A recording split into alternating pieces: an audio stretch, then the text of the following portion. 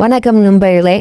நம்ம இப்போ பார்த்துட்டு வந்து கியா கார்னியோட வந்து ஜாகாப்ஸில் போயிட்டுனா எப்படி மாற்றுவாங்க, என்ன பண்ணுவாங்க அப்படிங்கிறத நம்ம பார்த்துட்ருக்கோம். இது எப்படின்னா, கியா கார்னியோட பொறுத்தவரையில் உங்களுக்கு நல்லாயிருக்கும், வண்டி ஓட்டுறதுக்கு நல்லாயிருக்கும். கிலோமீட்டர் 8-9 கிலோமீட்டர் கிடைக்கும். நான் அதில் வந்து ஒரு பெரிய ப்ராப்ளம் என்னென்னா, ஏதாவது அப்போ ஏதாவது சின்ன சின்ன வேலைகள் வந்துக்கிட்டு தான் இருக்கும்.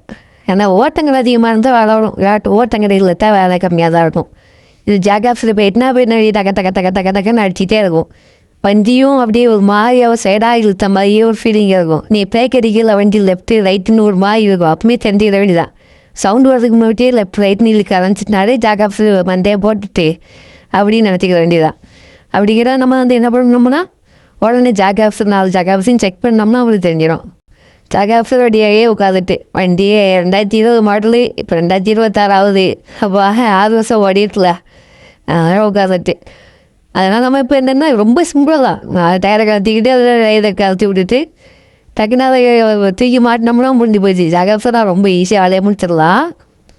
ஆனால் தெரியணும், நம்ம ஊரில் ஒரு சிலவங்க பார்ப்பாங்க, ஒரு சிலவங்களுக்கு பார்க்க கொஞ்சம் யோசனை பண்ணுவாங்க. எப்படி என்ன பிரச்சனை, என்னடா சவுண்டு வருது அப்படின்னு தெரியாமல் முடிச்சிட்டு இருப்பாங்க. கியாவை பற்றி எந்த ஒரு டவுட் இருந்தாலும் சரி, எந்த ஒரு சந்தேகம் இருந்தாலும் சரி, எப்போனாலும் சரி கமெண்ட் பண்ணுங்க. நான் அதுக்குள்ளே பதில் எப்பவுமே உங்களுக்கு கொடுத்துக்கிட்டே இருக்கேன். ஜாகாப்ஸெல்லாம் மாட்டி விட்டு வண்டி ஓட்டல அப்படி குதிரையில் போகிற மாதிரி இருக்கும். நல்லாயிருக்கும் வண்டி ஓட்டுறதுக்கு. ஜாகாப்ஸ் போனோன்னு என்ன வந்து தெரியுமா, டயர் வந்து ஒன் சைடாக தேயும். ஃப்ரண்ட் டயர் வந்து தேய ஆரம்பிக்கும் ஜாகாப்ஸில் போயிட்டுனாடே. அதுதான் நமக்கு அறிகுறி. அப்போ டயர் தேஞ்சோடனே நம்ம நினச்சிக்கிட்டோம் போய் அலைன்மெண்ட் பார்த்தா சரியாயிடும் அப்படின்னு நினச்சோம்னா அது தப்பு. அது அலைன்மெண்ட் பார்த்தாலும் சரி அது சரியாகாது.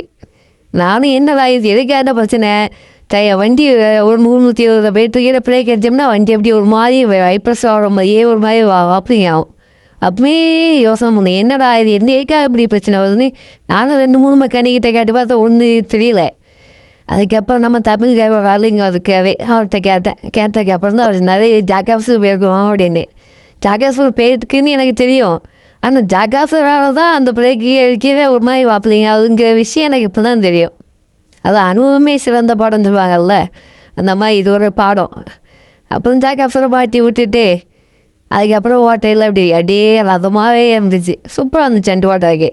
இந்த புதுசாக கம்மியிலேருந்து இறக்கி விட்டால் எப்படி இருக்கும் ஓட்டைக்கு, அந்த மாதிரி இருந்துச்சு. அதனால் யாருக்கும் அந்த வண்டி ஒரு மாதிரி லெஃப்ட்டு ரைட்டுன்னு இழுக்குதுன்னா உடனே என்ன செய்யணும், ஜாகாப்ஸில் செக் பண்ணிட்டீங்கன்னா முடிஞ்சு போச்சு. 4 ஜாகாப்ஸ்லையும் ஒரு பாடம் மாற்றுங்க. 4 ஒன்றா மாற்றினீங்கன்னா தான் அந்த வண்டி ஸ்மூத்தாக இருக்கும், ஓட்டக்கு நல்லாயிருக்கும். நீயே 2 மாற்றிக்கிட்டே வேறு 2 மாற்றிக்கலாம் அப்படின்னு விட்டீங்கனாலே ரொம்ப வரும். முன்னாடி அப்படி தான் ஃப்ரண்ட் சைடு 2 மாற்றிட்டு பேக் சைடில் மாற்றாமல் விட்டுட்டேன். இப்போ பேக் சைடு போயிட்டு அப்படின்னு தெரியுது, ஆளையும் மாற்றி வந்துலே ஃப்ரெண்டு பேக்கு எல்லாத்தையும் மாற்றி விட்டாச்சு. மாற்றி விட்டு அந்த யூ புஷ்ணுன்னு உண்டு, அந்த புஷ்ஷையும் போட்டு விட்டீங்கன்னா அப்படி வண்டி ஜம்முன்னு குதிரை மாதிரி அப்படி ஓட்டாக்கி ஒரு நல்லாயிருக்கும். ஸ்மூத்தாக கிளியராக அருமையாக இருக்கும்.